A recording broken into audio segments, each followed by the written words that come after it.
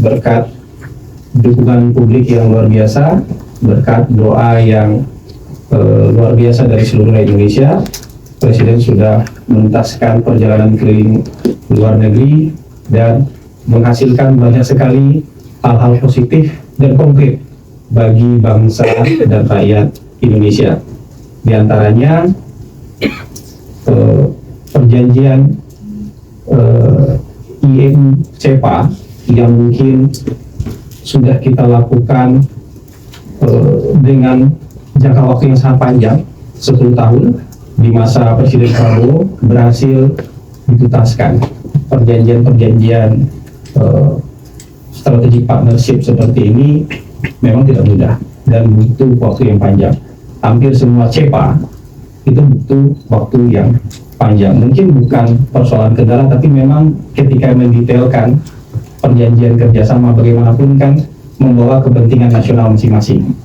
Kalau dengan EU juga mereka juga punya kepentingan mereka sendiri, kita juga punya kepentingan kita sendiri. Nah, bernegosiasi itu cukup alot, termasuk juga konstelasi global. Ya, kita kan perlu juga mencari pasar baru, kerjasama baru, investasi baru di samping yang selama ini sudah ada.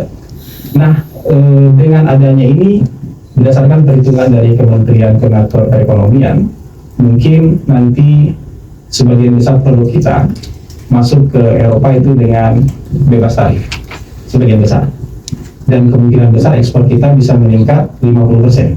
Berdasarkan perhitungan dari Kemenko Perekonomian, bisa meningkat 50%. Kalau ekspor meningkat 50%, itu artinya kan kinerja industri dalam negeri kan juga meningkat.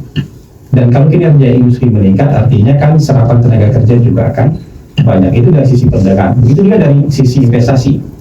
Kalau sisi investasi juga diprediksi investasi yang sudah cukup besar, sebesar 24 miliar dolar mungkin selama ini dari Uni Eropa, itu akan meningkat juga dari lebih besar ke negara kita karena perjanjian ini. Dan itu artinya juga kalau investasi masuk kan, logika sederhananya juga lapangan kerja akan tumbuh. Kira-kira bayangan sederhananya seperti itu. Nanti kalau detailnya mungkin bisa kita perdalam dari Kementerian Perekonomian. Jadi kira-kira gambaran sederhananya seperti itu. Perdagangan kita akan meningkat, diprediksi sedikitnya 50%, artinya kinerja industri kita juga akan meningkat dan butuh lapangan kerja lebih banyak. Kira-kira seperti itu. Kemudian kemarin tadi malam kita juga mendapatkan kabar yang cukup melegakan.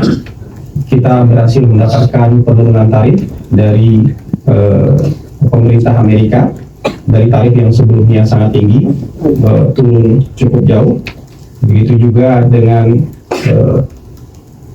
akan ada pendirian kampung haji, ya, berdasarkan perjanjian kerjasama dan kesepakatan dengan pemerintah Saudi itu diantaranya.